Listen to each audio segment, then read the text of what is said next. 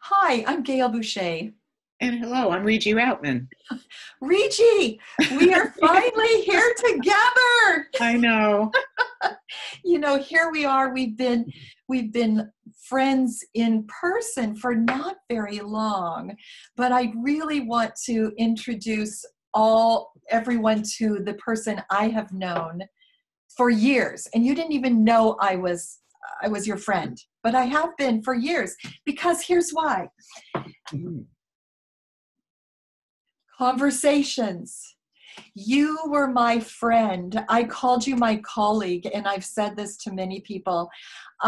You have been my colleague for more years Oh, than I can count, and a so well-loved kind.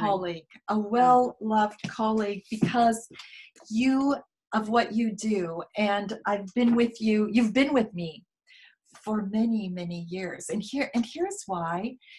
I've been reflecting back on the books that you've written and what you bring to your writing, that your language is so respectful, and it's filled with examples. And at a time, and always, when, as a teacher, I've always needed that. I needed someone sitting with me, and that's who you are. You sit with me, you give examples, and you nudge a bit.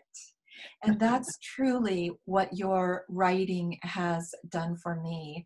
And even as I was picking up your books today before we were talking, I was just thumbing through some of it. And even, you wrote these a few years ago, but even now you write, how is it this activity or strategy is helping students become more competent or independent learners? Another one, you say, research tells us that children who do not read regularly throughout the summer months lose approximately 3 months of reading growth.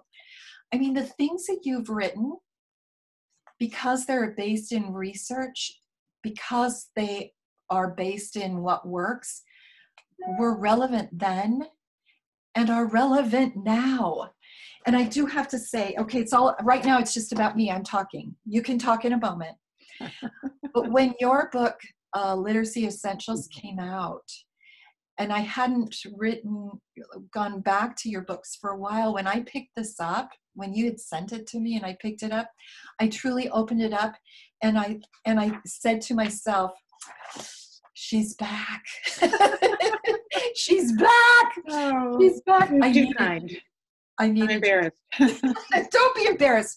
But I think we then connected, because you live in Seattle, and that's kind of where I live too. And I reached out and said, Regie, could we get together? And you said yes. So here's what happened then. Of course, I knew who Gail Boucher was and her fabulous work. And if you don't have her new cafe book, you have to get it. In all the schools that I was teaching in, Gail's work was everywhere. So she's been well known to me for a very, very long time. And her work is respected and used all over the world, as those who are watching know. So as Gail said, she reached out and she called me, or I think you might have emailed me and said, could we meet for coffee? Yeah. Now, I did not know that she lived in Seattle, or she Yeah. actually lives about less than a half hour away. And I said, because I didn't know her at all, but I thought, I'd like to get to know her. Why don't you come to my house? And so it was a beautiful summer day when you came. Yeah. We ate outside, and I love to cook. And because she was a special guest, I don't remember what I made, but I know I made a fruit tart for dessert. Oh, yes. Yes. And we talked, and we liked each other right away. I don't know how that happens, but in our case, it was just automatic. And Gail came back again, I think, that summer. Yes. Yeah. And we bonded. And, I've learned, and I know this is true for Gail and all of you who are teaching and parents that are watching this, that it's all about relationships. We had not intended to start working together, but we liked each other so much. Truly, we just bonded, excuse me, that it just seemed a natural kind of thing that we decided we wanted to do. We had no idea what that project might be. And then it just kind of presented itself as we're living through these really difficult times, right? Right. Well, we kept saying, we're going to do something, and it Mm-hmm. will be really important, because we believe in the importance and giving back, and we love to teach. We knew something would present itself, and yes, and here And it is. so, and what actually happened was I had offered to write a tip of the week for you, Yes. um, as a way to begin. But at the same time, what had happened was everybody was in a heightened state of anxiety from dealing with this terrible virus. And I was thinking, what can I do? What can I do? I have to do something. And I came up with the idea of working with Seattle Public Schools, filling a need. Equity's been a big part of my work. Yes. And Yeah. I worry about the digital divide and the kids that don't have computers, don't have access. And so I came up with the idea of what if we had notebooks for kids. And so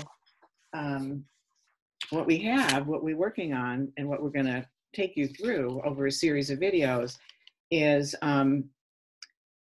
we've done a donation of several hundred notebooks like this to Seattle Public Schools. And these are going to be given out in the neediest areas, along where the food sites are and where the books are being given out.